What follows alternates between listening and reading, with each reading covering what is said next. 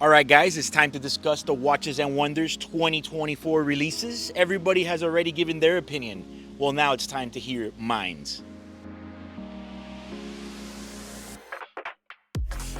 Okay, so first, right off the bat, I'm just gonna go with Rolex. I don't wanna spend a crazy amount of time on it, but there's stuff here that's important. First off, let's get to it. What is the deal with the yellow gold deep sea? I just don't understand. Of course it looks nice because it's the classic design of a yellow gold sub. But what is the need for this massive piece of gold? I don't get it. You know, I heard a couple other critics say, well, you know, it's Rolex just being fun. You know, just having fun. Yeah, I guess. $52,000 right now. I think it's almost the most expensive non-diamond gold watch in their lineup. I mean, I think it's kind of ridiculous. The reality is that who is gonna buy this watch? Because the deep seas are already slow sellers, and every day I find people more and more complaining about it. One interesting thing that I do see about this deep sea is the fact that under the crystal in the inner bezel, it has a ring. That ring is supposed to be an important piece of equipment because it has to do with what ties down the glass, with the case back, with everything. If I'm correct, I remember with the original deep sea, that ring was important. I see now that it's blue. I would really like to know how they made it blue. Is it painted? I doubt that it's ceramic, but that's something I would like to learn more about. And if anybody knows, mention on the comments, what the hell is that blue ring made out of? Next, we're gonna talk about the fact that they came out with that blue-green dial day-date. Personally, I love that combination. I've wanted a blue dial in rose gold for quite some time. I've said it in my other prediction videos, but I'm a little disappointed because I was really hoping when I saw the reveal that it was a 40 millimeter, and unfortunately, it's a 36. I mean, the watch is so nice that I am provoked to maybe even wear it that size. But I did love the fact that it has a baguette bezel with that layout.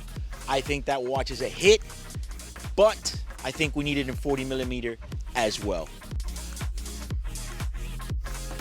Let's move on. Sky Dwellers, yellow gold, rose gold, Jubilee, easy peasy. I mean, that's an obvious one.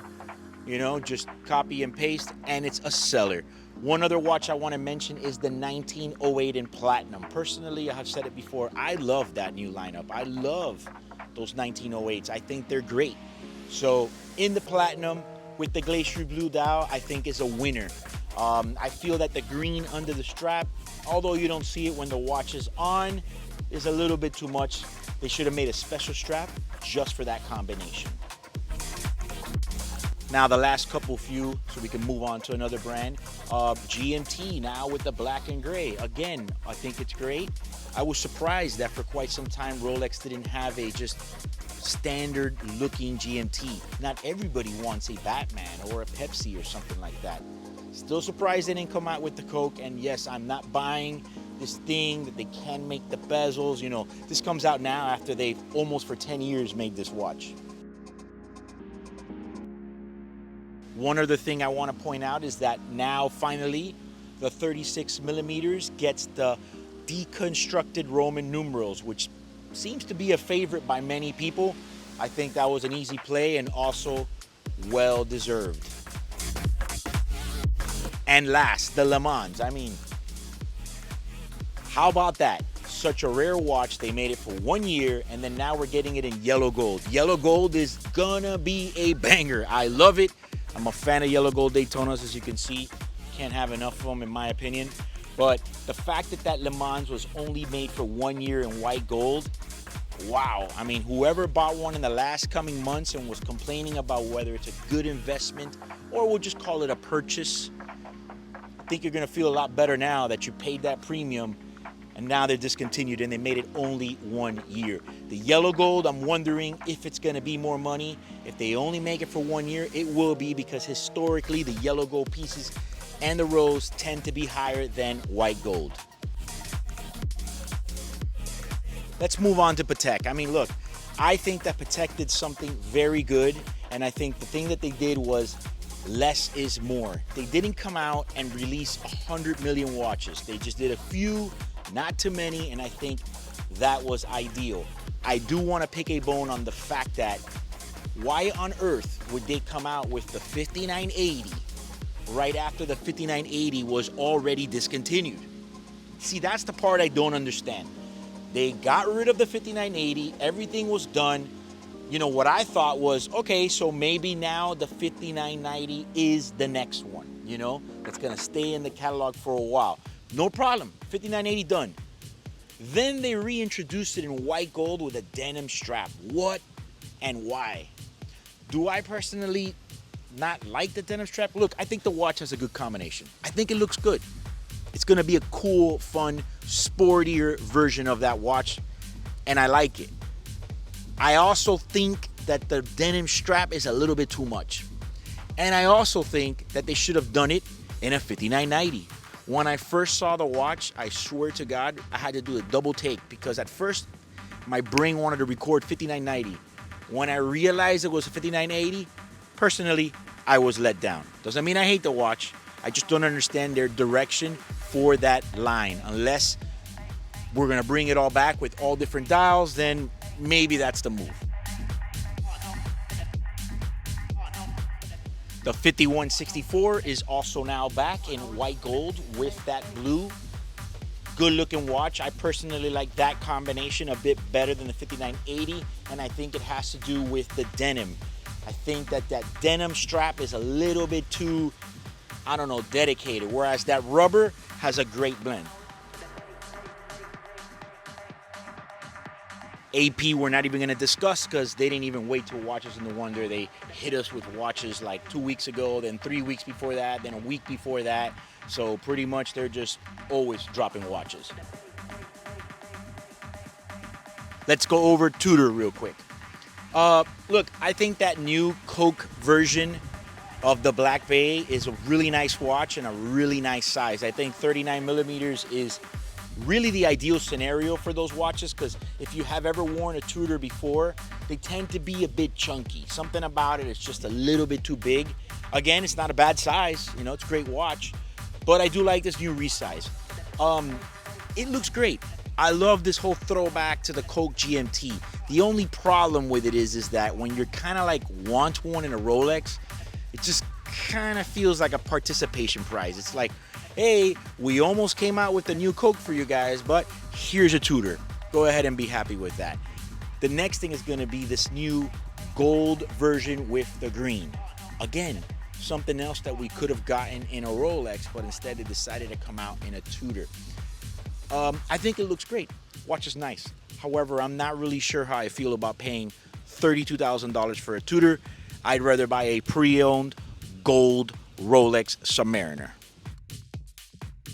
So now that we're done with this run-of-the-mill crap, let's talk a little bit more about the funner stuff. Vacheron, I am not really quite sure what they were thinking, but then obviously I do totally understand what they're thinking. They came out with the new Overseas all through the board with the green dial. How do you think it looks? Well, it looks amazing. What else you think you're gonna do? I don't really see it as a big deal. I think it was a bit more lazier on their end, although they did come out with other models that did stand out. I think I just wanted to say the fact that it was kind of boring and pretty predictable nowadays. Anybody could just get any watch and just throw a green dial. Do we like it? Yeah. How are you going to hate on it? It's a beautiful watch. Now, some of the watches that got my ultimate attention here was the thinnest watch in the world now. I love this, how they keep racing to do this. I just don't see how we can get any thinner, and is there even a need? Bulgari came out with the new Octo Finissimo Ultra, which broke the record previously held by the Richard Mille. Now it goes from 1.75 millimeters to 1.70.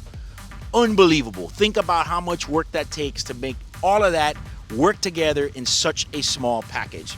Personally, that's one of the watches to me that highlights this, and that's what I like about Watches of Wonders is things like this. And things like that are going to cost you $500,000 if you want to buy them. And since we're still talking about thin watches, let's talk about the new PIJ Altiplano Concept Tourbillon. Love it. I mean, how thin can a tourbillon be? Well, that's how thin it can be. Here's another watch where personally, These are the things that I like to see in Watches and Wonders, where other companies are battling out to break ground in different things, not just slap a different color or make an ugly watch already so much heavier. That's a great looking watch and something I enjoyed for this show. Another watch that got my immediate attention when I saw it is the new IWC Portuguese 45 million year moon watch. I mean, what is this thing? Formerly, it's called the Portuguese Eternal Calendar, but what were they thinking? That thing looks amazing. First of all, I like to look at that dial and the way that the glass kind of sticks out. They kind of gave it like a refresh from the period ones in the past. I like to look at this, plus the overwhelming stats on this thing. It could run 400 years without needing a correction. Of course, assuming that the damn mechanism makes that long, because, you know, we can't even get a date just to run for 3 years without needing a service brand new. But however, still cool. Number two is the fact it could tell you about the moon for 45 million years. I mean, supposedly this thing has something like 22 trillion combinations. I mean, this is absurd. Again, this is the type of stuff that I like to see yearly in a show like this. It's, do you know how much time these people have worked on this? That is the real deal hot horology right there. The last two that I'm going to mention are the highlights, which really got my attention, is the Mosier Streamliner Skeleton. I don't know why. I like this watch. There's something about it. I don't know what it is. I'm not saying I'm waiting in line to run and buy one, but it does interest me. I like the look of it. It's something that doesn't look like every other watch nowadays. It just looks like a very futuristic looking watch, and not in a Richard Mille type of way. The last one I'm going to mention here is the Jaeger Duometre Helio Tourbillon. I mean, this thing spins in 3 axes, and personally, I think that JLC is one of the brands that leads the forefront in this crazy gyroscoping tourbillon technology. They're always pushing the envelope, and I always look forward every year to seeing what they're going to do. One last thing I'm going to close out with is Richard Mille didn't really come out with nothing, huh? Or they just don't play by these rules. They do their own thing and do it whenever they want. Maybe they're following the rule book, that less is more. I do like that a lot of other brands, including like some of the ones I mentioned, didn't make so many changes. They just came out with 1, 2, 3, or 4 crazy watches. Not like some of the bigger brands that have that pressure that they got to revamp 15 watches one year after another. I think that less is always going to be more in this industry. Now, comment below what you think about all the watches I talked about, and there's any of them that I perhaps maybe missed, you know, maybe that most complicated watch in the entire world. But let me know. And if you like this video, like and share it. Also, subscribe to my YouTube channel.